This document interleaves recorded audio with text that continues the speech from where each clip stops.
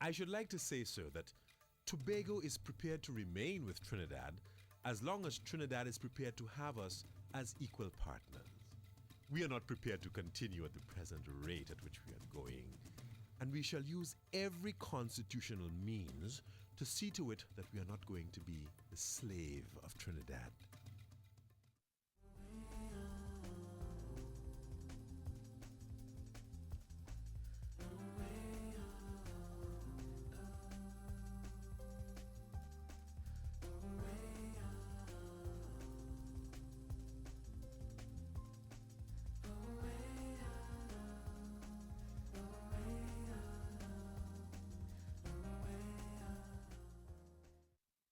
His name was as big as his frame and his personality.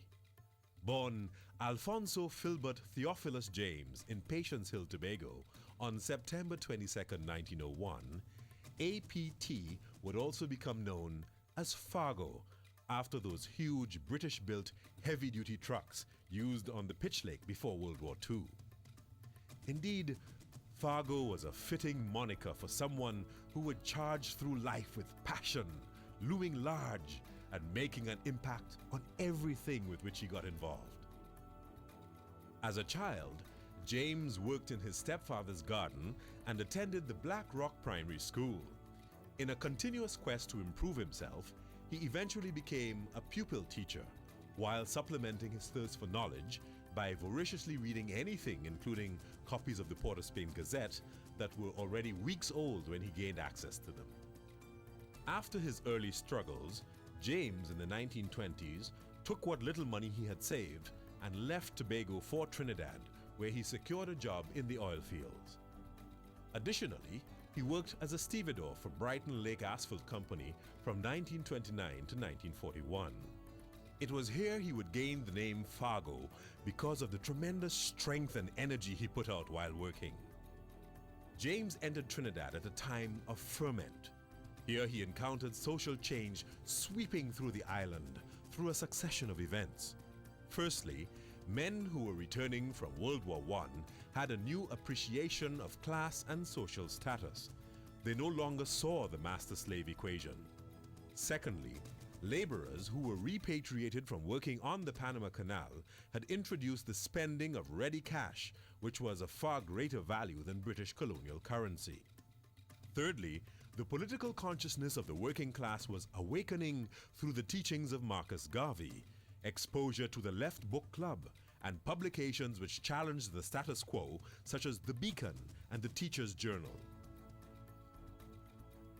With international exposure and an increased political awareness amongst the working class, James found himself at the forefront of a struggle for better working conditions. At this point, he was working at Brighton Lake Asphalt and living at government quarters in the New Jersey area. But everyone was feeling the squeeze of the Great Depression, which manifested itself in retrenchment, a decline in wages, and a rise in the cost of living. At first, James aligned himself with Captain Arthur Cipriani and the Working Men's Association. However, he soon forged ties with the Federated Workers' Trade Union under the leadership of Albert Gomes and Quintin O'Connor. James worked diligently for the union and eventually became president of the branch he established in La Brea. Here he represented not only stevedores, but oil field workers as well. Being a very colorful and charismatic individual, James encouraged a crowd of enthusiastic followers. Although he was by now an acknowledged labor leader, James still had an enthusiastic entrepreneurial spirit. In 1941, he won a contract to supply labor to the oil fields, and during the ensuing war years became a full-fledged stevedore contractor, a profession he retained until 1950. Operating out of his office on 47 Henry Street, Port of Spain, James grew quite prosperous and bought property, houses, an estate, and a hotel. He also bought significant amounts of land in Tobago, where he allowed his relatives and close friends to build.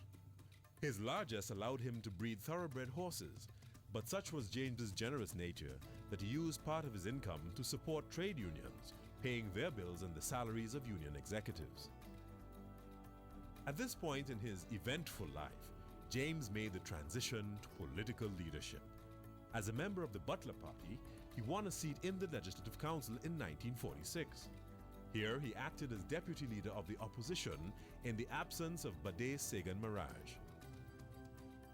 When Butler was incarcerated in the 1940s, James also acted as deputy leader of Butler's political party. However, the relationship between the two giant men was short-lived, and James soon joined Dr. Patrick Solomon's Caribbean Socialist Party.